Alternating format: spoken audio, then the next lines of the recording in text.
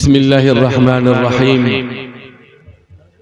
अल्हम्दुलिल्लाहि वहदह वस्सलातु वस्सलामु अला मन ला नबिय्य बअदह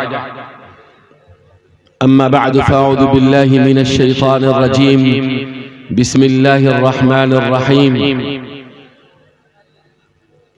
या अय्युहल्लज़ीना आमनू क़ू अनफुसकुम व अहलीकुम नारा वक़ूदुहा अन्नासु वल हिजारा अलैहा मलाइकतुन ग़िलाज़ुन शिदादुन ला यअसून अल्लाह मा अमरहुम व यफ़अलून मा युअमरून वक़ाल नबियुना सल्लल्लाहु अलैहि वसल्लम तलबुल इल्मि फ़रीज़तुन अला कुल्लि मुस्लिम औ कमा क़ाल नबियुना सल्लल्लाहु अलैहि वसल्लम रब्बि इश्रह ली सदरी व यस्सिर ली अमरी वहलुल उक़दतम मिन लिसानी यफ़क़हू क़ौली अल्लाहुम्मा अल्हिमनी रुश्दी व अईदनी मिन शुरूरि नफ्सी अल्लाहुम्मा वफ़्क़नी लिमा तुहिब्बु व तर्ज़ा। स्टेज पर रौनक अफ़रोज़ हज़रात उलमाए किराम, आज के इस अज़ीमुश्शान इजलास दस्तारबंदी के सदर मुहतरम उस्ताज़ गिरामी क़द्र हज़रत मौलाना अहमद सईद क़ासमी साहब ज़ीदा मज़दूम, इस इलाक़े के बुज़ुर्गों, जवानों, पर्दनशीं माँ बहनों, हज़रत मौलाना मिन्नतुल्लाह क़ासमी साहब जो इस इदारे के सरबराह हैं, मेरे रफ़ीक़े दर्स हैं, इनके घर पर दरवाज़े पर गुज़श्ता 20-25 सालों से आना जाना रहा। इनके वालिद गिरामी जनाब हकीम अर्शुज़्ज़मा साहब रहमहुल्लाह बड़े खलीक़ इंसान, उलमा से मोहब्बत करने वाले, आज का ये प्रोग्राम उनके पोता की दस्तारबंदी है और कितना अजीम मौका है ये। अल्लाह ताला जनाब हकीम अर्शुज़्ज़मा साहब को अपनी जवारे रहमत में जगह इनायत फरमाए, अल्लाह उनकी नेकियों को कबूल फरमाए, अल्लाह ताला उनकी नस्लों में, उनकी ज़ुर्रियत में इसी तरह से हुफ़ाज़ किराम हज़रात उलमा को पैदा फरमाए और दीन का दाई, दीन का सिपाही इनके ख़ानदान से तैयार होता रहे। भपूरा की सरजमीन बड़ी कदीम और तालीमी सरजमीन है। उलमाए किराम का आना जाना, उनकी निस्बतें इस सरजमीन को हासिल हैं। आज इस मौके पर मैं चाहूँगा कि भपूरा और कुरौनी और इसके आसपास की जो बस्तियां हैं, वहाँ के लोग यहाँ हाजिर हैं। मैं आप हजरात से कुछ ज़रूरी बातें करना मुनासिब समझता हूँ।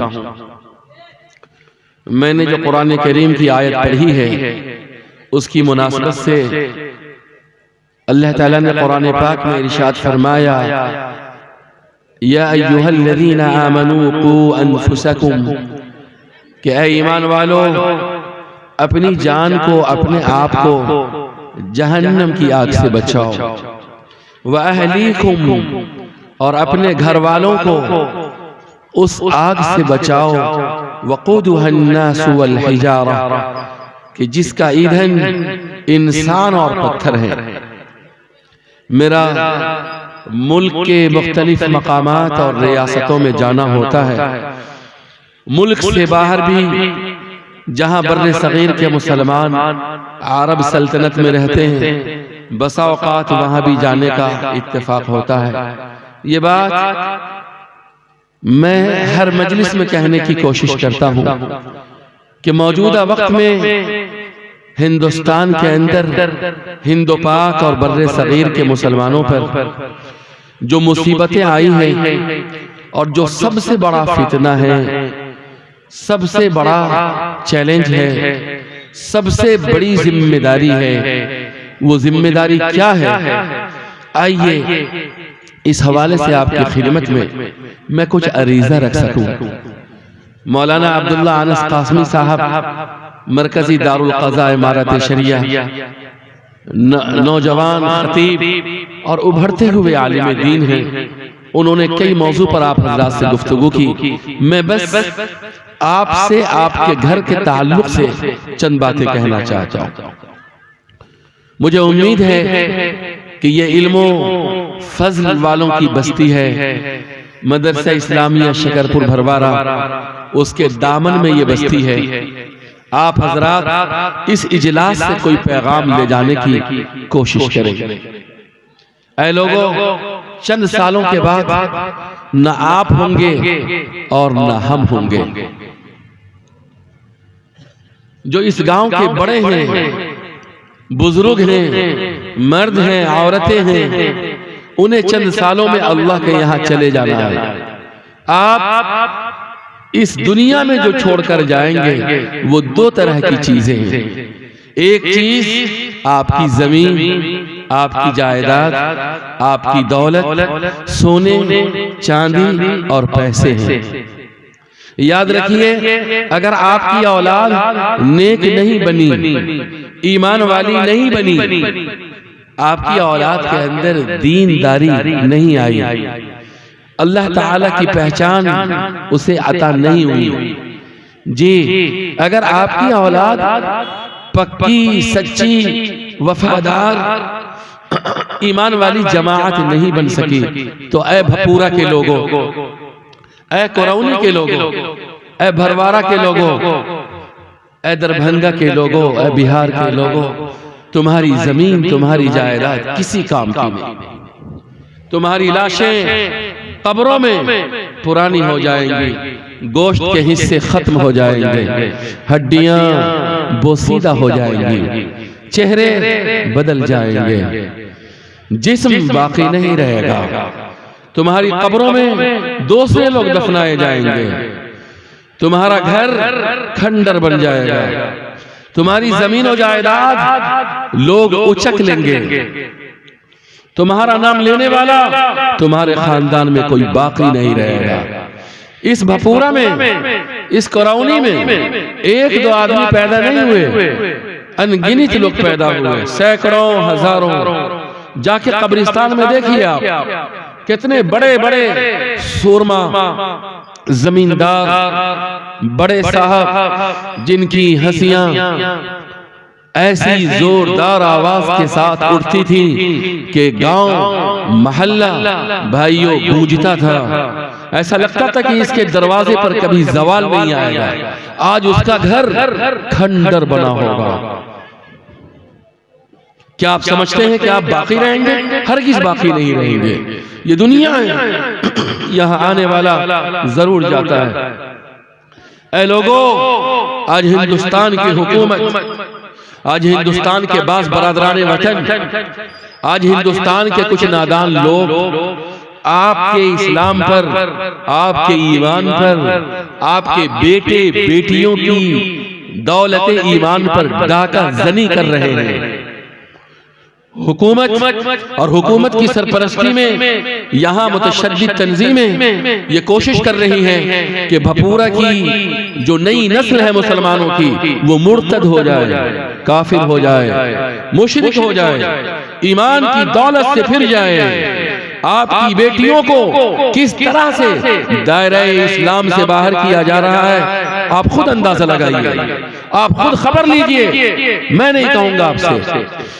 आप अखबारात पढ़ते हैं, सोशल मीडिया पर आप खबरें सुनते हैं, रोजाना कहीं न कहीं से ये खबर आती है कि कहीं आयशा, कहीं फातिमा, कहीं अफीफा, कहीं बुशरा, कहीं ज़ैनब, कहीं मारिया, कहीं सुमैया दीन इस्लाम से फिर जा रही है।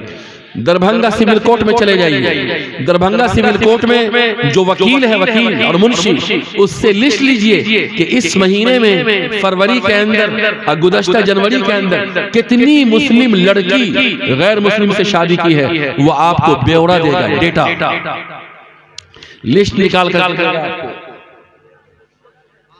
तब आपको पता चलेगा कि दरभंगा के अंदर कितनी मुस्लिम बच्चियां हैं जो जनवरी के अंदर मुर्तद हुई है, फरवरी के अंदर गैर मुस्लिमों के साथ निकाह किया है, दिसंबर में गुज़श्ता 6 महीनों के अंदर आप हर जिला के अंदर चले जाइए, सिविल कोर्ट में, हाई कोर्ट में, सारे अजला के अंदर जाइए, एक लंबी फहरिस्त मिलेगी। मैं आपको क्या बताऊं, इस मुल्क के अंदर मुसलमानों के सामने जो चैलेंज है, सबसे बड़ा चैलेंज है कि आप अपने बेटे को, बेटी को मुसलमान बना दीजिए।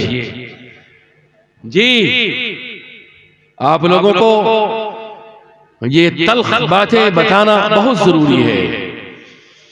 आप अपने बेटे के बारे में, बेटियों के बारे में बहुत गफलत के शिकार हैं।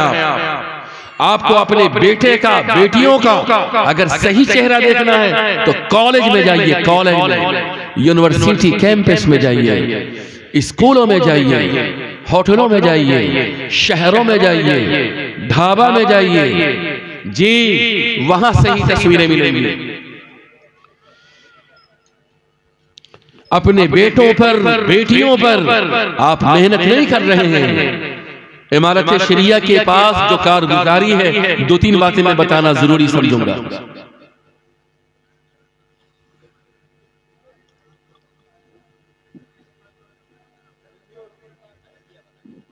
रात का वक्त होता है और रात के 10 बज रहे होते हैं और मधुबनी के एक ब्लॉक से फोन आता है कि एक बच्ची है जो एक गैर मुस्लिम लड़के के साथ थाने के लॉकर में है।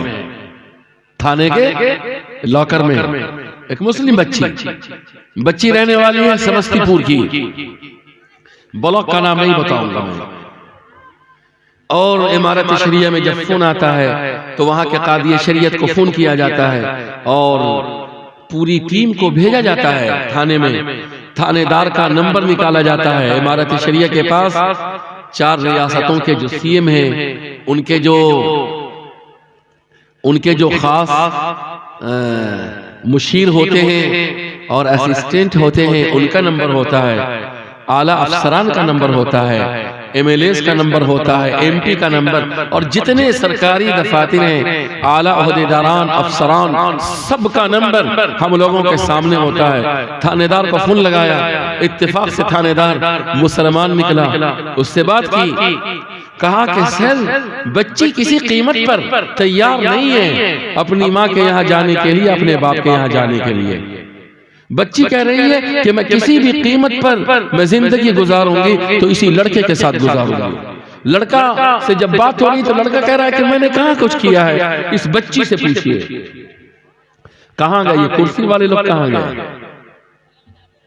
इन लोगों को फारूक दिलकश चाहिए, अच्छी आवाज, खूबसूरत आवाज, मीठी आवाज, आवाज के ज़ेरो बम तरंग और आवाज के अंदर मिठास। ये पैगाम कौन सुनेगा?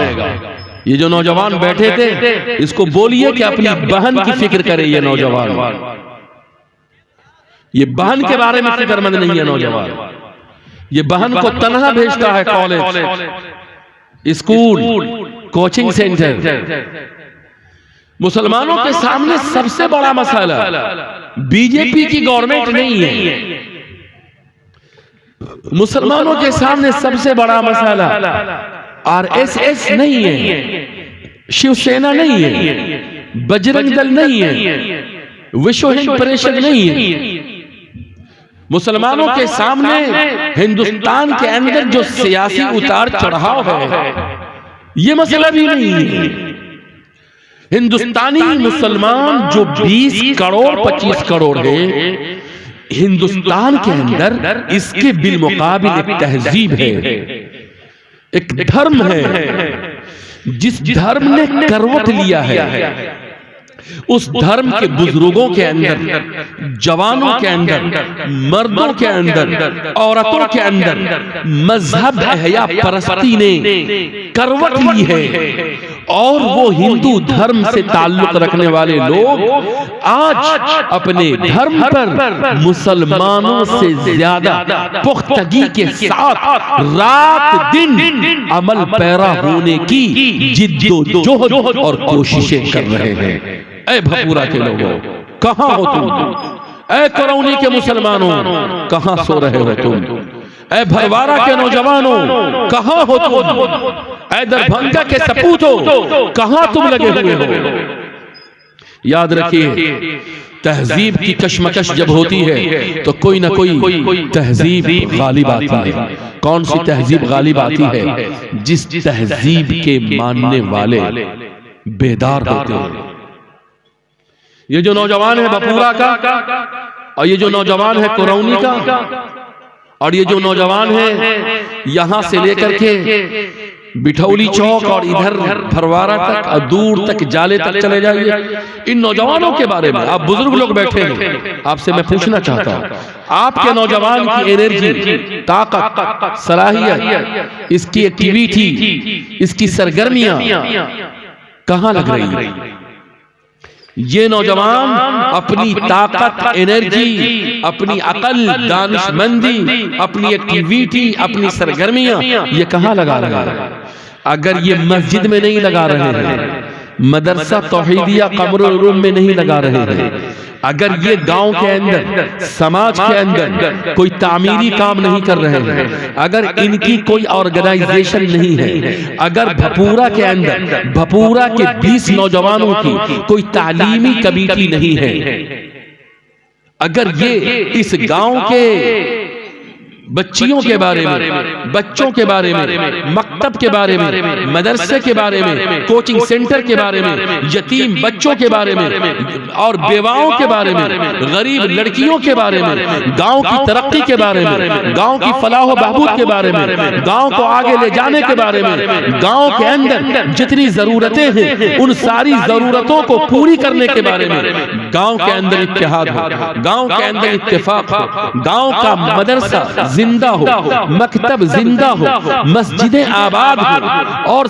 सारी चीजें जो एक गांव की जरूरत है, एक मुस्लिम बस्ती कैसी हो, कैसी होनी चाहिए, एक बस्ती की कितनी जरूरतें हैं, मैं पूछना चाहता हूं। अगर नौजवान हैं तो मेरी बातों को अपने दिल के कागज पर लिखे, नोट करें कि काम कितने हैं आपकी बस्ती के अंदर। काम हर घर के अंदर एक मर्द एक औरत है, मर्द जिम्मेदार है, औरत घर के अंदर की जिम्मेदार, और ये दोनों इनकी हालत क्या है? पहले इनका सर्वे होना चाहिए। कितने मर्द बारोजगार हैं, कितने मर्द बेरोजगार हैं, कितने मर्द सही कमा रहे हैं, कितने मर्द कमा नहीं पा रहे हैं, कितने मर्द ऐसे हैं कि जिनका इंतकाल हो चुका है, उसने बेवा छोड़ा है, यतीम बच्चे छोड़े हैं, कितने घर हैं जिन घर में बेवा भीख मांग करके गुजारा कर रही है। ये करौनी बस्ती है पड़ोस में। हम लोग बच्चे थे तो यहां से साहिल साहब जाते थे, शाह साहब, वो खानदान है कि बाकी है? अभी खानदान बाकी है। पहला एहसान तो ये होगा कि जो शाह साहब बिरादरी है, गांव के लोग उन लोगों से बात करें, काउंसलिंग करें, काउंसलिंग। किसी शाह साहब के घर में कोई ऐसा आदमी नहीं हो कि जिनको सेहत हो, तंदुरुस्ती हो, अल्लाह ताला ने हट्टा कट्ठा बनाया हो, वो तालीम हासिल करें, वो दुकान करें, तिजारत करें, दिल्ली मुंबई जाएं, कमाएं। उन्हें बताएं कि इस्लाम के अंदर कोई भी ऐसी जात बिरादरी कि जो भीख मांगने से जिंदगी गुजारे, इसका तसव्वुर कुरान हदीस में नहीं है।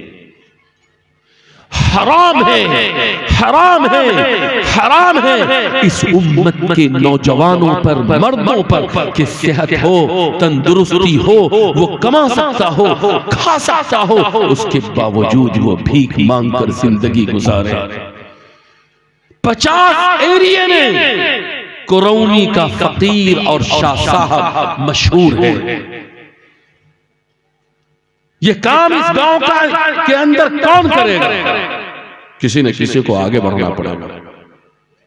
मुसलमान भीख मांगने वाला पैदा हुआ है, ये कैसे हो सकता है?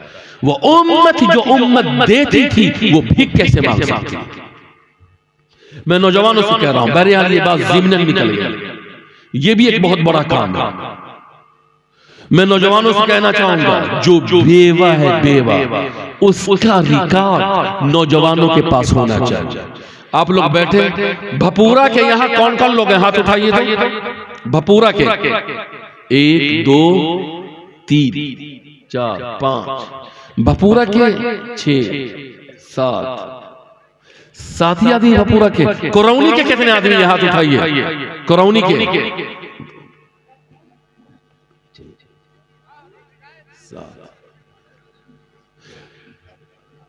आप बताइए, आपसे जो हमारे रिश्तेदार हैं, आप बताइए कि भपूर, आप करौनी में है कि भपूरा में? करौनी में। करौनी में पूरे साल के अंदर करौनी के मुसलमान सर जोड़ करके कभी बैठते हैं? सही बोलिएगा।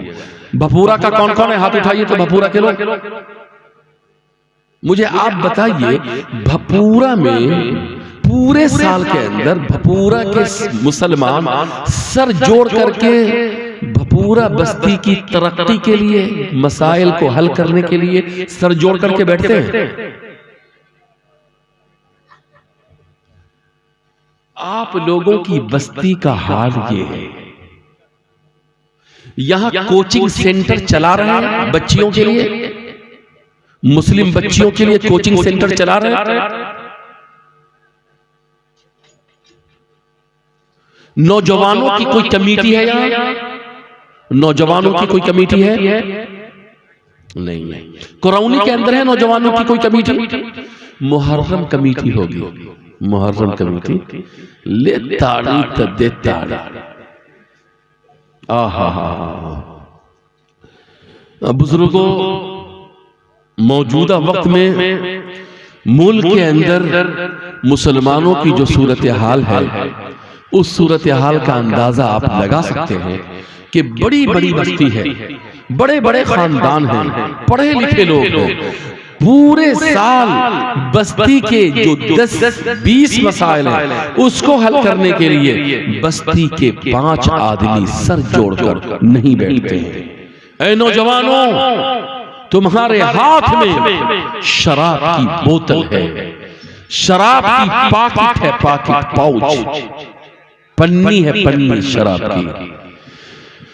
गाछी के अंदर चले जाइए, कलम के बाग में, खेत की आड़ पर, रोड किनारे, शाम के वक्त, दोपहर के वक्त 5 नौजवान आपको शराब पीता हुआ, जुआ खेलता हुआ, गलत काम करता हुआ आपको मिल जाए। शाम के वक्त में 10 नौजवान रोड के किनारे सिगरेट पीता हुआ मिल जाएगा। 10 बूढ़े बुजुर्ग आपको चाय की दुकान पर लोगों की गीबत करते हुए, चुगली खाते हुए, गांव की बुराई करते हुए आपको मिल जाएंगे।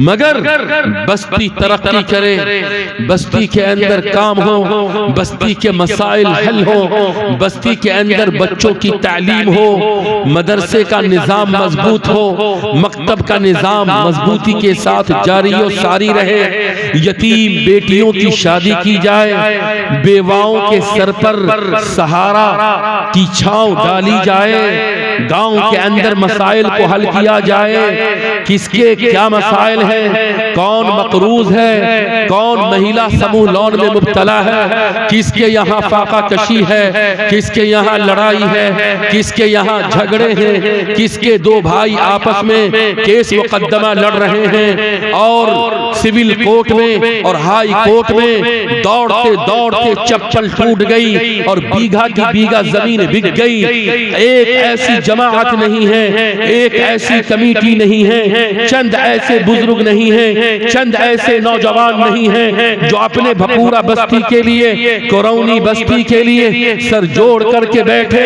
मकतब का मजबूत निजाम चलाएं, मदरसे को ताकत बख्शें, यतीम बच्चों की तालीम के लिए कोई निजाम बनाया जाए, बेवाओं की खुराक खुर्दोनोश के लिए माहाना उन्हें 100 रुपए 500 रुपए पहुंचाए जाएं। गरीब बच्चे जो पैसे न होने की वजह से तालीम छोड़ चुके हैं, उनकी तालीम को जारी रखने के लिए पैसे जमा किए जाएं, बच्चों का नाम कॉलेज में लिखाया जाए। वो जवान बच्चियां जो नीम बालिग बच्ची है, वो दूर दराज जाती है, कोचिंग सेंटर में उसकी इज्जत खतरे में पड़ती है।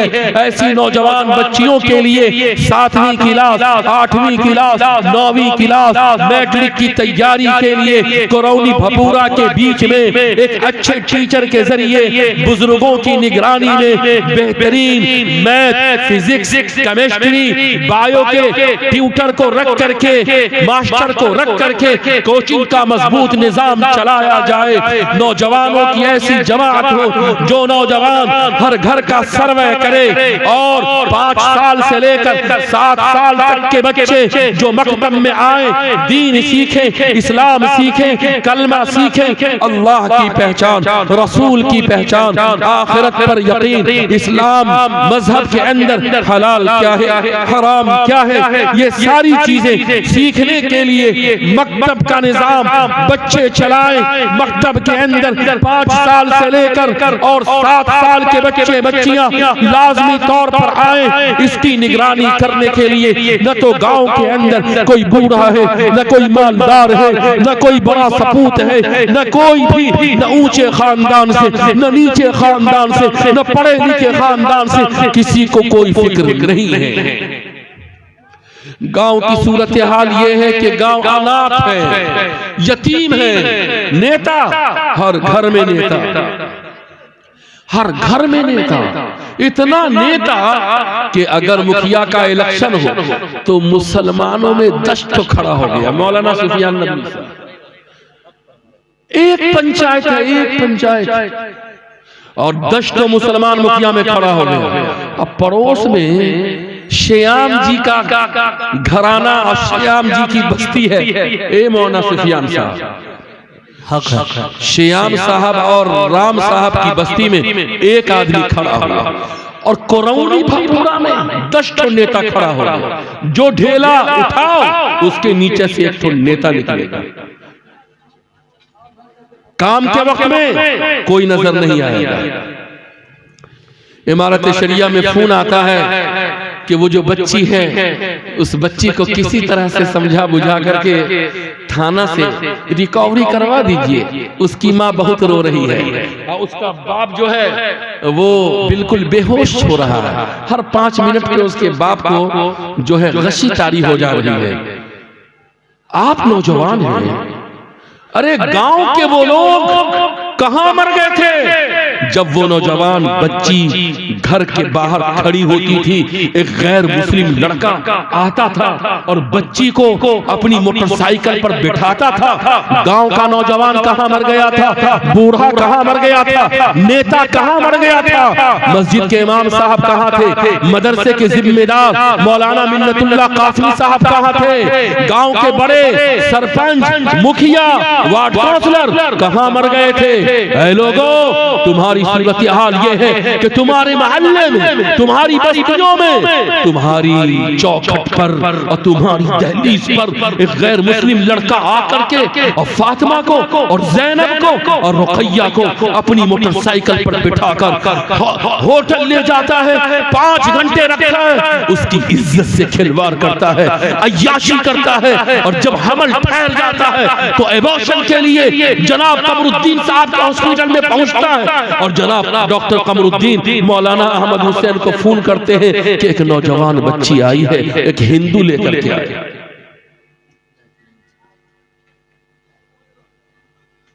भपूरा वालों, कहां हो तुम? डॉक्टर मुनव्वर राही साहब, मैं ताजा वाकया सुना रहा हूं।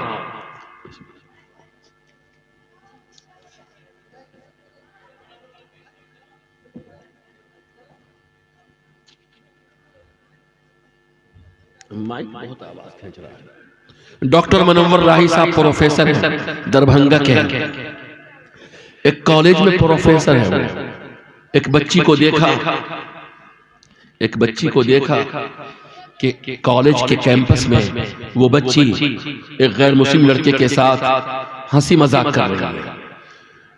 प्रोफेसर मुनव्वर राही साहब ने उस बच्ची को समझाया, बच्ची नहीं समझी। 1 रोज, 2 रोज, 3 रोज बच्ची को बिठा करके काउंसलिंग की, सारी बातें बताई, नहीं समझी। डॉक्टर मुनव्वर राही साहब ने उस बच्ची के वालिद के घर गए और जाकर के उनके वालिद साहब को तन्हाई में समझाया और बताया कि ये सूरत हाल है, आपकी बच्ची कॉलेज आती है मगर उसका जो उठना बैठना है, उसकी जो सूरत हाल है वो ये सूरत हाल है। गार्जियन कैसे है? गार्जियन, ये जितने भपूरा और करौनी के गार्जियन है ना, ये समझते हैं कि मेरी बेटी तो आसमान से उतरी है, ये राबिया बसरिया है। अब बेटे के बारे में और बेटी के बारे में आपको ये यकीन हो चला है कि वो मुत्तकी और परहेजगार है। नहीं, बेटी तो बेटी है, वो तो मासूम है, उसे क्या मालूम कि दुनिया के नशीब व फराज क्या है, हालात कैसे हैं, इज्जत के सौदागर कहां कहां लूट लेते हैं।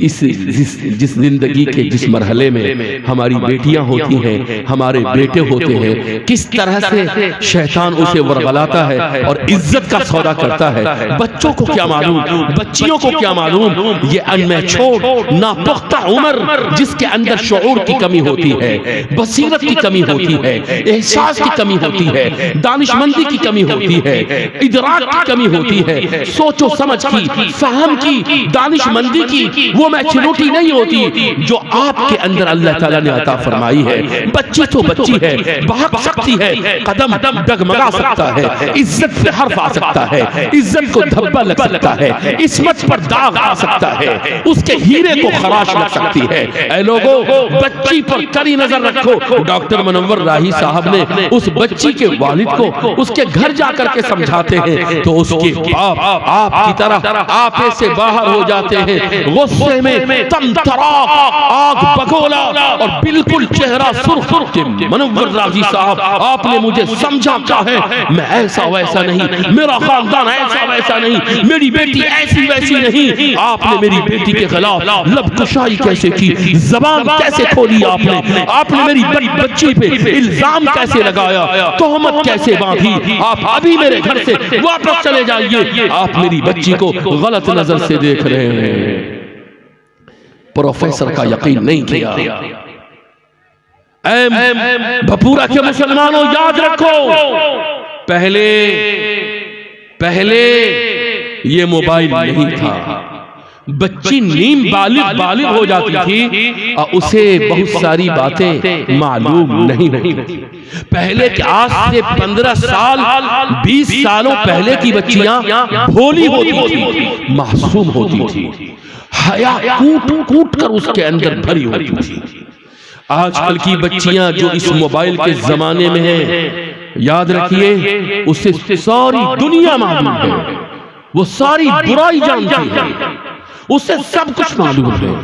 वक्त से पहले हमारे बेटे बालिग हो रहे हैं और वक्त से पहले हमारी बेटियां बालिग हो रही हैं। जो चीजें उन्हें 14 साल में 15 साल में मालूम होना चाहिए, वो उन्हें 10 साल में 8 साल में 6 साल में 7 साल में मालूम होगा। कहां गया? तो डॉक्टर मुनव्वर राही साहब बताते हैं, उन्होंने बताया, बराह रास्त बताया मुझे। उन्होंने कहा कि मौलाना अहमद साहब 6 दिन भी नहीं गुजरे थे कि उस लड़की के बाप का फोन आया, और जब फोन आया तो उसके वालिद ज़ारो कतार रो रहे थे, आंसू बंद नहीं रहा था, आंखों से बेइख्तियार आंसू की लड़ी गिरती जा रही है, आंसू थम नहीं रहा, आंखें अश्कबार है, रोता जा रहा है और सिसकियां बन गई और कहता है कि मुनव्वर राही साहब आप सही थे, मैं गलत था, मेरी बच्ची का पिछले 2 दिनों से कोई सुराग नहीं मिला, कोई पता नहीं मिला, मेरी बच्ची गायब है, जरा सा पता लगाइए, वो लड़का कौन था जिसके साथ मेरी बच्ची थी, जरा बता दीजिए, उस लड़का का घर, उसके वालिद का नाम, उसका मोबाइल नंबर, उसका एड्रेस दीजिए, मैं अपनी बच्ची को ढूंढना चाहता हूँ। जनाब मुनव्वर राही साहब भी रोने लगे, कहा कि अब पछतावा क्या हुआ, जब चिड़ियां चुग गई खेत, अब पछताने से क्या होगा। जबकि वक्त निकल गया और चिड़ियां खेत चुग गई। ऐ बुजुर्गों, ऐ घर के मर्दों, ऐ घर की औरतों, या अय्युहल्लज़ीना आमनू कू अनफुसकुम व अहलीकुम नारा, ऐ ईमान वालों अपने ईमान को बचाओ और अपने घर वालों के ईमान की फिक्र करो। वो जहन्नम की आग जो दहकाई गई है, वो जहन्नम की आग जो लगाई गई है, वो जहन्नम की आग जो हजार सालों से दहक रही है। ऐ लोगों, उस जहन्नम की आग से अपनी जात को बचाओ, अपनी बीवी को बचाओ, अपने बेटों को बचाओ, अपनी बेटियों को बचाओ। ऐ लोगों, तुम्हारी बस्ती गैर मुस्लिम भाइयों की बस्ती से मिली हुई है। तुम्हारे बेटे जहाँ पढ़ते हैं गैर मुस्लिम के बेटे भी पढ़ते हैं। जहाँ तुम्हारी बेटी पढ़ती है वहाँ गैर मुस्लिम की बेटियां भी पढ़ती हैं, उनके बेटे भी पढ़ते हैं। ऐ लोगों, हमारी आबादियां मखलूत है, मिली जुली है। हमारे बच्चों की मुलाकात उनकी बच्चियों से, उनके बच्चों की मुलाकात हमारी बच्चियों से है। ऐ लोगों, इस मुल्क के अंदर हुकूमत ऐसी है कि जो हुकूमत आज पुष्टपनाही कर रही है, सरपरस्ती कर रही है, उसकी सरपरस्ती के अंदर ऐसे यहाँ लोग और जमातें हैं जो मुसलमानों की नई नस्ल को बेईमान करने के लिए, काफिर बनाने के लिए, मुशरिक बनाने के लिए, बेईमान करने के लिए, बेआबरू करने के लिए मिशन चला रहे हैं, तहरीक चला रहे हैं। ऐ लोगों, उनके यहाँ ये आवाज लगाई जा रही है कि जो कोई नौजवान हमारा किसी मुस्लिम लड़की को उठाकर लाएगा, भगा कर लाएगा, फुसला कर लाएगा, उसकी ईमान का सौदा करेगा, उसकी इज्जत व आबरू से खेलेगा, उसे 4 लाख रुपए इनाम मिलेंगे, उसे एक बंगला मिलेगा, सरकारी मुलाजमत मिलेगी। ये झूठी बात नहीं है। ऐ लोगों, हकीकत की आंखें खोलो। एक दो वाकया नहीं, इस मुल्क के अंदर न जाने कितने वाकयात हो गए। अपनी बेटियों पर सख्त नजर रखिए, बेटों पर सख्त नजर रखिए। मैं आपसे कहना चाहता हूँ इमारत शरिया के खादिम होने के नाते कि आज मैं कहता हूं कि तालीम दीजिए, तालीम खूब दीजिए, मगर बेटियों की तालीम से पहले एक चीज आप पर फर्ज है, वो ये है कि बच्ची की तालीम से पहले उसकी इज्जत और आबरू की हिफाजत आप पर फर्ज है। ऐसी तालीम जिस तालीम के बाद इज्जत न रहे, आबरू न रहे, उसकी ईमान की गारंटी न रहे, ऐसी तालीम से बेहतर है कि उसे सिर्फ घर की तालीम दी जाए। आज से 20 सालों पहले, 30 सालों पहले एक मास्टर साहब और गांव में मौलवी साहब होते थे और बच्चियों को अपने दरवाजे पर वो कुरान नाजरा और अम्मा पारा और उर्दू की पहली, दूसरी, चौथी तक पढ़ाते थे। बच्ची रोजा नमाज सीख लेती थी और उसकी शादी हो जाती थी। उस बच्ची ने अपनी इज्जत जैसे बचाई, अपनी आबरू की जैसे हिफाजत की, जैसी नमाजी, रोजेदार, अल्लाह से डरने वाली, सास ससुर को माँ बाप तस्वुर करने वाली, घर बसाने वाली, खानदान बनाने वाली, शौहर का इकराम करने वाली, अपनी आलो औलाद की ईमान के सांचे में तरबियत करने वाली। अल्लाह की कसम, तुम्हारी बेटी मैट्रिकुलेशन में आला नंबरात से कामयाबी हासिल की, इंटरमीडिएट में उसने फर्स्ट डिवीजन लाया और वो ग्रेजुएट है, मास्टर डिग्री हासिल की है उसने। मगर अगर उसकी आबरू पर खरोश लग गया, अगर उसकी इस्मत तार हो गई, अगर उसकी इज्जत पर बदनुमा दाग लग गया, अल्लाह की कसम, ये मैट्रिक की सर्टिफिकेट, ये इंटर की सर्टिफिकेट, ये ग्रेजुएशन की सर्टिफिकेट बेकार है, इसकी कोई अहमियत नहीं है, हेज है। लोगों, ऐसी सर्टिफिकेट को तुम आग लगा कर रख दो। आप समाज के लोग हैं, मैं ये कहना चाहूंगा कि जब तुम शादी करने के लिए अपने बेटों के बारे में रिश्ते तलाश करते हो तो तुम कभी भी ये तलाश नहीं करते कि एक ऐसी लड़की चाहिए, एक ऐसी दुल्हन चाहिए, एक ऐसी बहू चाहिए जो ईमान वाली हो, जो अपनी इज्जत की हिफाजत करने वाली हो, 5 वक्त की नमाजी हो, बाहया हो, कभी वो घर से बाहर बेपर्दा ना निकली हो, शौहर का इकराम करने वाली हो, माँ सास को माँ जानने वाली हो, ससुर को बाप जानने वाली हो, खानदान की कदर करने वाली हो, वो भूखी रह करके, फाका कशी करके अपने शौहर के साथ अपनी जिंदगी बसर कर ले। ऐ लोगों, तुमने शादी शादी के अंदर ऐसी बहू को तलाश किया जो ग्रेजुएट हो, बीएड हो, मास्टर हो, फला फला डिग्री वाली हो, तो इसका नतीजा ये निकला कि तुम्हें बाहया, ईमान वाली, इज्जत वाली, आबरू वाली, अल्लाह से डरने वाली, मुत्तकी, परहेजगार, शौहर का इकराम करने वाली, सास ससुर की खिदमत करने वाली, घर को बनाकर, घर को बसाकर, घर को लेकर चलने वाली, अच्छी आलो औलाद पैदा करने वाली, आलो औलाद की दीनी, ईमानी, इस्लामी, रूहानी, इरफानी तरबियत करने वाली बहुओं को तुमने तलाश नहीं किया। नशे में चूर हो करके तुम्हें आला तालीम याफ्ता लड़की चाहिए। मैंने मिल्लत कॉलेज के चंद बच्चों से पूछा, मैं दरभंगा में करता ये था कि जब मैट्रिकुलेशन का एग्जाम हो जाता, रिजल्ट आने का थोड़ा वक्त रहता, या इसी तरह से इंटर का एग्जाम, तो इस बीच में मैं करता ये कि दरभंगा में मैं ऐलान निकाल देता कि जितने लड़के मैट्रिक का एग्जाम दे चुके हैं और इंटर का एग्जाम दे चुके हैं वो हमारे यहाँ आए, और 15 रोजा वर्कशॉप, ईमान, अकायद, इबादत, मुआमलात, मुआशरत, अखलाकियात, अल्लाह कौन है, रसूलुल्लाह कौन है, आखिरत क्या है, हलाल क्या है, हराम क्या है, वुजू में फराइज क्या है, गुस्ल में फराइज क्या है, माँ का हक क्या है, बाप का हक क्या है, नमाज के अंदर शराइत क्या है, फराइज क्या है, वाजिबात क्या है, सुन्नत क्या है, रोजा किस चीज से टूटता है, ईमान किस चीज से, सारी बातें 15 दिन के अंदर। तो मिल्लत कॉलेज के बच्चे आए, सीएम कॉलेज के बच्चे, सीएम लॉ कॉलेज के बच्चे, तो कुछ बच्चे मुझसे फ्री थे। मैंने उससे पूछा, बतलाओ कॉलेज में तुम लोगों का हाल क्या है? तो कहा कि मैंने बहुत उसको इत्तेमाद में लिया। इत्तेमाद में लेने के बाद मुसलमान लड़कों से पूछा, कहा कि सर कॉलेज का हाल ये है कि हम लोग जितने आदमी हैं ना, हम तमाम के पास गर्लफ्रेंड है।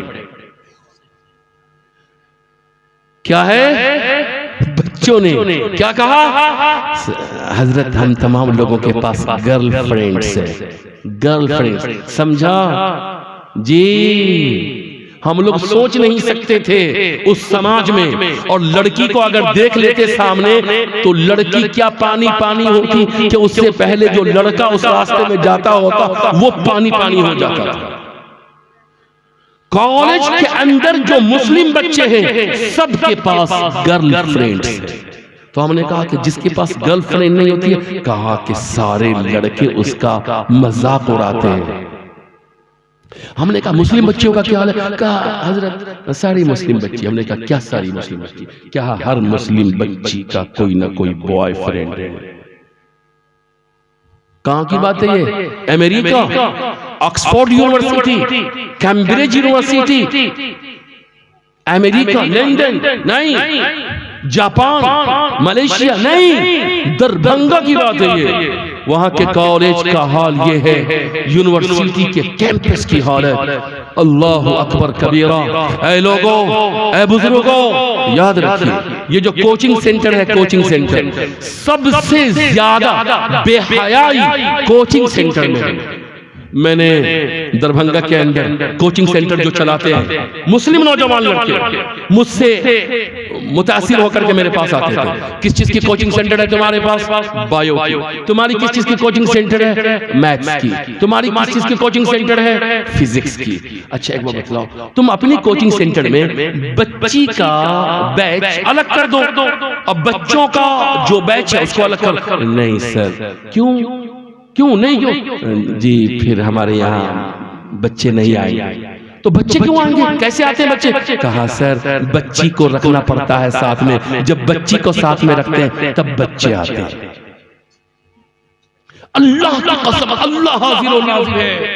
मौलाना सुफियान साहब, अल्लाह हाजिर व नाजिर है। मुस्लिम लड़के चला रहे हैं और उनका ये कहना है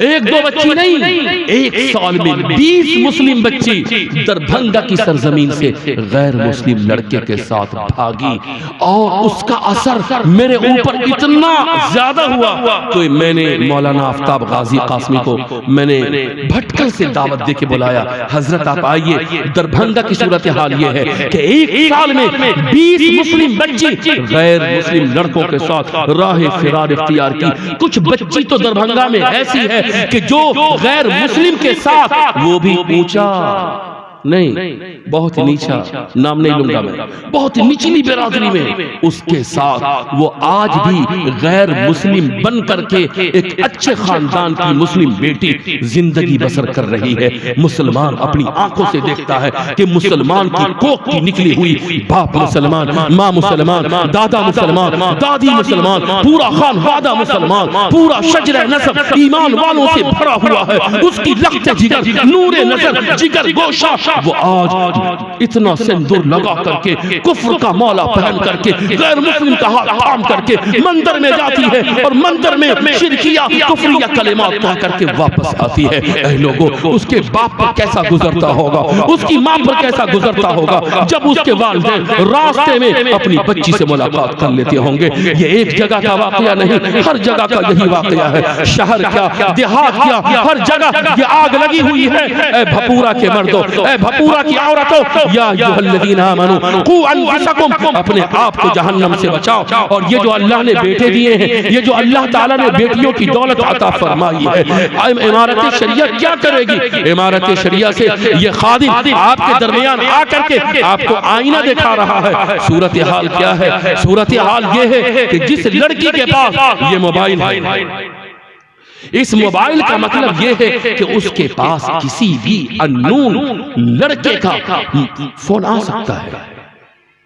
जिस बाप ने, जिस माँ ने शादी से पहले अपनी लड़की के हाथ में ये बड़ा वाला मोबाइल थमाया, उसकी इज्जत का मालिक अल्लाह है। अल्लाह ही बेहतर जाने कि वो लड़की किस तरह से जिंदगी गुजारेगी। अल्लाहु अकबर कबीरा। ऐ लोगों, ऐ गांव के बुजुर्गों, ऐ गांव के नौजवानों, ऐ यहाँ के वालिदैन, ऐ यहाँ की माओ, ऐ यहाँ की बहनों, ऐ यहाँ की बहुओं, आज इस जमाने ने जो आपके ऊपर चैलेंज खड़ा किया है, वो चैलेंज ये नहीं है कि जमीन का मसला है, जायदाद का मसला है, पेट का मसला है, बच्ची की शादी का मसला है, घर बनाने का मसला है। अल्लाहु अकबर। अल्लाह ताला ने आपको हुनर दिया है, मेहनत दी है, ताकत दी है, आप पैसा कमा लोगे, जमीन हासिल कर लोगे, दुकान खोल लोगे, तिजारत बना लोगे, बच्ची की शादी भी कर लोगे, सारी चीज हो जाएगी। मगर मैं पूछना चाहता हूँ कि अगर तुम्हारी बेटी सुमैया है, बुशरा है, ज़ैनब है, फातिमा है, अगर तुम्हारी लख्ते जिगर जो तुम्हारी जान से ज्यादा अजीज है, जमीन से ज्यादा अजीज है, रुपए पैसे से ज्यादा अजीज है, दोनों जहान की दौलत एक तरफ, तुम्हारी जो एक बेटी है उसकी इज्जत, उसकी हया, उसकी इफ्फत, उसकी पाकदामनी, उसकी रिस्वानियत एक तरफ है। अगर इस बेटी को खुदा न करे, खुदा न करे, अगर बेइज्जती का धब्बा लग गया तो ऐ लोगों, 7 नस्ल तक रो करके आंसू से अगर इस बदनुमा दाग को धोना चाहो तो धो नहीं सकते। इमारत शरिया दस्त बस्त अर्ज करती है कि आज के जमाने में mobile, number 2 school, college, university, campus, coaching centre, आप लोग बाप है ना, जवान बेटी है, ठीक है, मैट्रिक करेगी, इंटर करेगी, ग्रेजुएशन का एग्जाम देगी, मगर मैं आपसे पूछना चाहता हूं कि बच्ची जब नीम बालिग है तन्हा क्यों जाएगी? बाप मर गया उसका। मेरी बात थोड़ी तल्ख है, भाई का जनाजा उठ गया है, भाई कहाँ है उसका, बाप कहाँ है उसका, चचा कहाँ है उसका, मामू कहाँ है उसका, महरम कहाँ है उसका।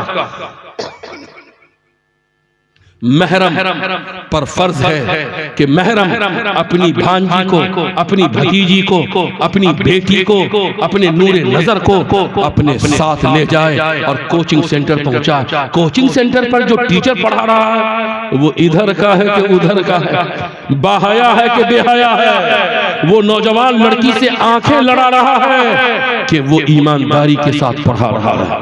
ये तो खबर करनी होगी आपको। बच्ची ने जिस कोचिंग में कहा हाँ ठीक है एडमिशन ले लो,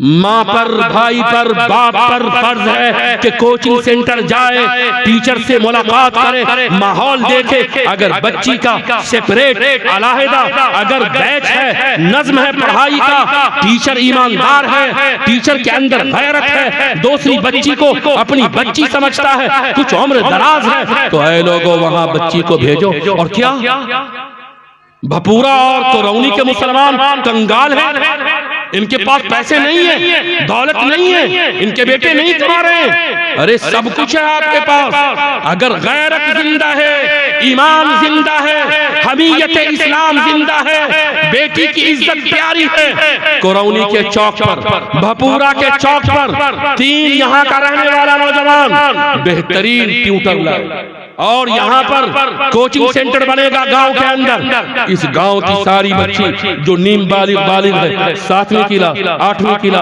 9वीं किला, मैट्रिक की तैयारी, इंटर की तैयारी गांव में करेगी। कर सकती है कि नहीं कर सकती है? ऐ नौजवानों, तुम्हारी मर्दानगी, तुम्हारी जुर्अत ईमान, तुम्हारी हमीयत इस्लाम, तुम्हारी दीनी गैरत, तुम्हारे भाई होने का जज्बा, तुम्हारा मुसलमान होने का जज्बा कहां फना हो गया, कहां मुर्दार हो गया? आज तुम्हारी बहनों पर गैरों की नापाक नजरें पर नहीं है, आज तुम्हारी बेटियों पर, आज तुम्हारी इज्जत और इस्मत पर ऐ लोगों चार जानिब से हमले हो रहे हैं। तुम कैसे बेगैरत हो, कैसे बेहमीयत हो? तुम्हारी कुव्वत ईमान कहां खत्म हो गई? तुम अपनी आबादियों में 10 गांव के अंदर, 5 गांव के अंदर लोगों एक कमेटी बनाओ, जवानों की एक कमेटी हो, गांव के जिम्मेदारान उस कमेटी के सरपरस्त हो, और हमारी जितनी बेटियां हैं उन बेटियों के लिए कोचिंग सेंटर का निजाम बस्ती के बीच में बने। हमारी बेटी फजर के वक्त, मैं क्या देखता हूँ, अल्लाह अकबर, मैं तकरीर नहीं करता, मैं तो रुदात बयान करता हूँ। आजकल मैं जुमेरात को आता हूँ और सनीचर को सुबह में फजर की अजान जो ही हुई, मैंने अपनी नमाज पढ़ी और मैं पटना के लिए रवाना। जब 5 बजे, जबकि अभी अजान हो रही है, मैं क्या देखता हूं, मेरी निगाहें क्या देखती हैं कि मुस्लिम बच्चियां घरों से तने तनहा निकल के भाग रही हैं दुनार की तरफ। उसके साथ कोई नहीं, बिल्कुल अंधेरा है। और सुनिएगा, और सुनिएगा, घर से तनहा निकलती है और रास्ते में बाइक आ जाता है। पटना से जब मैं गुजरता हूँ, पटना का जितना ओवर ब्रिज है, जितना लड़की है दुपट्टा बांधे हुई है, बुर्का लगाई हुई है, गैर मुस्लिम लड़के के साथ रोड किनारे ब्रिज पर बैठी है, हाथ में हाथ डाले हुए बेगैरत की तरह बात कर रही है। उसका बाप जिंदा होगा, उसका भाई जिंदा होगा, सब भाई सब बाप ये समझता है कि हमारी बहन, हमारी बेटी आसमान से उतरी है। ऐ लोगों, उम्र के जिस मरहले में है, जहां पर वो है, जिस लड़ाई में मुब्तला है, आपको थोड़ा सा दोस्त बनकर के बेटी का, बहन का दोस्त बनकर के आपको गौर करना होगा कि उसके जज्बात से कोई खिलवाड़ न करे, उसकी इज्जत पर कोई बुरी नजर न डाले। उसके लिए फर्ज है कि घर से बाप लेकर के जाए, माँ लेकर के जाए, भाई लेकर के जाए, उसे वहां तक पहुंचाए जो उसके एहतिमाद की कोचिंग सेंटर है, एहतिमाद का स्कूल है। ऐ लोगों, आज अगर इर्तिदाद की आग तेज हुई है, अगर हर इलाके से, हर जिले से, अगर पूरे हिंदुस्तान से हजारों की तादाद में फातिमा ज़हरा ने अगर इर्तिदाद की राह इख्तियार की, तो mobile, coaching centre, school, college, वालिदैन की गफलत, वालिदैन की कोताही, वालिदैन का बेटियों का साथ न देना, इसी तरह से शादी में ताखीर, इसी तरह से जहेज, तिलक, इसी तरह से बारात, ये सारी चीजों ने मिलकर के आज मुसलमानों के घरों पर इर्तिदाद को हवा दिया, इर्तिदाद को राह दिया। ऐ हिंदुस्तान के मुसलमानों, इस मुल्क के अंदर तुम्हें ईमान के साथ रहना है, तुम्हें कुरान के साथ रहना है, अल्लाह के अहकाम के साथ रहना है, नबी की सुन्नत के साथ रहना है। तो इसके लिए करना यह होगा कि अगर तुम मर्द हो तो तुम 5 वक्त की नमाज पढ़ो, तुम्हारा वक्त मस्जिद के अंदर गुजरना चाहिए, कुरान करीम की तिलावत में गुजरे, तिजारत में गुजरे, मुलाजमत में गुजरे, बीवी के साथ अदब से पेश आओ, बीवी के साथ ऐसी बातें करो कि तुम्हारा और बीवी से जो रिश्ता है, जो ताल्लुक है, इस ताल्लुक से तुम्हारी औलाद कुछ अच्छा सीखे। अगर शौहर बीवी से झगड़ेगा, अगर शौहर बीवी को गाली देगा, ऐ मेरी माँ और बहनों, अगर तुम मेरी बात सुन रही हो तो गौर से सुनो। अगर तुम चाहती हो कि तुम्हारी बेटी, तुम्हारे बेटे ईमान वाले बने, ईमान वाली बने और वो अल्लाह रसूल की पहचान हासिल करें, अच्छा इंसान बने, तो ऐ मेरी माँ और बहनों, शौहर के साथ इज्जत से पेश आओ। जब तुम्हारे शौहर आए, झुक करके सलाम करो, उसे पानी ला करके दो, अदब से पेश आओ। और याद रखो, मैं घर के मर्द से भी कहना चाहता हूँ, घर की औरत से भी कहना चाहता हूँ कि आप रात का खाना अपनी बेटी के साथ खाओ, रात का खाना अपने बेटों के साथ खाओ। एक दस्तरखान हो, उधर शौहर हो, इधर बीवी हो और इधर बेटे हो, इधर बेटियां हो। एक दस्तरखान हो, बेटा से पूछा जाए नमाज पढ़ी है या नहीं, बेटी से पूछा जाए कुरान करीम की तिलावत की है या नहीं। कहीं पर अगर बेटा की गलती है, बेटी की गलती है, दस्तरखान पर बहुत प्यार से, बहुत मोहब्बत से दोस्त बन करके बेटा बेटी के साथ वक्त दिया जाए। आज भपूरा का मुसलमान चौराहे पे वक्त जाया कर देता है। आज भपूरा की औरतें पड़ोसी के साथ लड़ाई झगड़े में अपना वक्त जाया कर देती है। आज भपूरा की माएं बहनें चुगली में, गीबत में, शिकवा शिकायत में, सीरियल देखने में, पड़ोसी के साथ लड़ने झगड़ने में अपना पूरा वक्त बर्बाद कर देती है। मगर उसकी बेटी कहाँ गई, कब गई, कहाँ से आई, कब आई, लिबास कैसा है, तौर तरीका कैसा है, निशस्तो बर्खास्त कैसा है,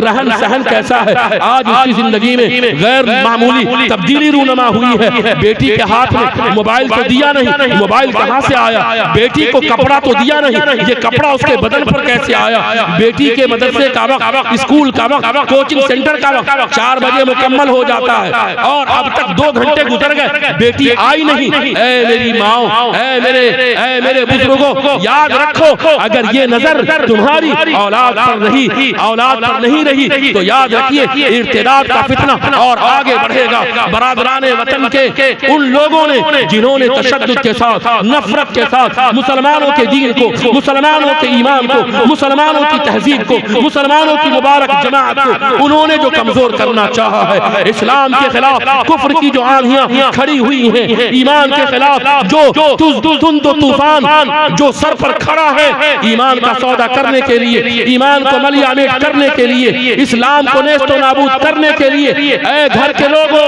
ऐ घर के मर्दों, ऐ घर की औरतों, इमारत शरिया का ये काम नहीं है, मुस्लिम पर्सनल बोर्ड का ये काम नहीं है, मौलाना मिन्नतुल्लाह कासमी का ये काम नहीं है। ये काम घर के मर्दों का है, घर की औरतों का है। आप अपने घर से टाइम पर बच्चों को मदरसा पहुंचाइए, मकतब में पहुंचाइए। एक बात और मैं कह दूं, इस गांव के अंदर मकतब का निजाम मजबूत चल रहा है नहीं? आपके अलावा और कहां पे मकतब चल रहा है? मौलाना अब्दुल कादिर साहब आप इमारत शरीयत तंजीम के जिम्मेदार हैं, मुझे बतलाइए। दोनों गांव मिलाकर एक चीज की रिपोर्ट अगर आप मुझे दे देंगे तो बड़ी मेहरबानी होगी कि करौनी, भपूरा और आसपास की जितनी बस्ती है उसमें मस्जिद के तहत मकतब का ऐसा निजाम कि अगर एक बस्ती के अंदर, एक मोहल्ले के अंदर अगर 200 बच्चे हैं 5 साल से लेकर 7 साल 8 साल के, तो इमारत शरिया की तहरीक ये है कि 5 साल से लेकर के 7-8 साल के जितने बच्चे बच्चियां हैं वो लाजमी तौर पर अपने मोहल्ले की मस्जिद में इमाम साहब के सामने 2 जानू तह करके और ईमान सीखे, इस्लाम सीखे, और सिर्फ नाजरा और उर्दू नहीं पढ़ाया जाए, उसे ईमानियात बताया जाए, अल्लाह की बड़ाई बताई जाए, अल्लाह की बड़ाई, किबरियाई, उसकी इज्जत व अज़मत, उसकी सतवत व हुकूमत, उसकी बादशाहत व सल्तनत, नबी करीम सल्लल्लाहु अलैहि वसल्लम की कुर्बानी, उनकी अज़मत, उनकी इज्जत, उनका रुतबा, उनका मकाम, उनकी नबूवत, उनकी रिसालत और उनकी बख्शिश व मग़फ़िरत और उनकी शिफाअत सब कुछ बताया जाए। इस्लामी अखलाक क्या है बताया जाए, इस्लामी मुआमलात क्या है बताया जाए, इस्लामी खानदान क्या है बताया जाए, माँ का हक क्या है बताया जाए, बाप का हक क्या है बताया जाए, पीने में क्या हराम है, खाने में क्या हराम है, पहनने में क्या हराम है, बीवी का हक क्या है, भाई का हक क्या है। मकतब में अगर आपने अपने बेटों को, अपनी बेटियों को 5 साल के निसाब से अगर पक्का सच्चा मुसलमान बना दिया, उसके दिल के अंदर अल्लाह ताला का कलेमा लिख दिया और ऐसा मुसलमान बनाया जैसा मुसलमान इस मुल्क हिंदुस्तान के अंदर होना चाहिए। जब आपके बेटे चले, जब आपकी बेटी चले, तो दुनिया को ये महसूस हो, बरादराने वतन को ये एहसास हो कि ईमान वाला जा रहा है, मुसलमान जा रहा है, मुसलमान सच्चा होता है, मुसलमान अल्लाह ताला से डरने वाला होता है, मुसलमान किसी की जमीन को नाजायज हड़पता नहीं है, मुसलमान किसी की बेटी और बहू को नाजायज तरीके से हराम नजर नहीं डालता है, मुसलमान चोरी नहीं करता, डकैती नहीं करता, मुसलमान शराबी नहीं होता है, मुसलमान जुआरी नहीं होता है, मुसलमान किसी को नाहक सताता नहीं है, मुसलमान सच्चा होता है, मुसलमान भूखा रह जाएगा मगर अपने पड़ोसी को भूखा नहीं रखेगा, मुसलमान पैबंद लगा हुआ कपड़ा पहन लेगा मगर किसी को नंगा नहीं रखेगा, मुसलमान अपने गांव, अपने मोहल्ले, अपने पड़ोस की बेवाओं के आंखों की आंसू को पूछेगा, मुसलमान यतीम बच्चों के सर पर अपनी मोहब्बत का हाथ रखेगा, मुसलमान जिस समाज में रहेगा वहाँ सफाई रहेगी, वहाँ मोहब्बत रहेगी, वहाँ अखलाक रहेंगे, वहाँ इज्जत रहेगी, एक दूसरे का इकराम रहेगा। ऐ लोगों, इमारत शरिया के हवाले से दो चंद बातें मैंने आपकी खिदमत में रखी है, वक्त बहुत ज्यादा हो गया। अल्लाह ताला हमें और आपको इस्लाम के उस रास्ते पर चलाए जिस रास्ते को लेकर के जनाब मोहम्मद रसूलुल्लाह सल्लल्लाहु अलैहि वसल्लम मबऊस फरमाए गए। ऐ लोगों, आज अपने अंदर इस्लामी किरदार और इस्लामी अखलाक पैदा कीजिए। एक बाप, एक माँ, 15 साल तक आपका बच्चा आपके गोद में रहता है, उस बच्चे को माँ चाहे, बाप चाहे तो इस्लाम के सांचे में उतार दे, ईमान के आईने में उतार दे। ऐसा किरदार, ऐसे इस्लामी अखलाक कि जब बच्चा रोड पर जाए तो दुनिया देखे कि ये किस माँ का लखते जिगर है, किस बाप का जिगर गोशा है, ये कैसा नौजवान लड़का है, आंखों में हया है, दिल के अंदर इंसानियत के लिए दर्द है और इंसानों को जो गिरता हुआ होता है उसे ये सहारा देता है, लोगों को देता है, तकसीम करता है। इसके बाद से, इसके किरदार से, इसके हाथ पांव से किसी को कोई तकलीफ नहीं पहुंचती है। ऐ लोगों, ये शेर पढ़ना चाहूंगा कि मुसलमान आज अगर हिंदुस्तान के हालात को बदलना चाहता है तो अपने आमाल से, अपने किरदार से ये कहे कि दारो रसन की गोद में, दारो रसन की गोद में पाले हुए हैं हम, सांचे में मुश्किलात के ढाले हुए हैं हम, वो दौलते जुनू जो जमाने से उठ गई उस दौलते जुनू को संभाले हुए हम। हमें और आपको अमल करने की तौफीक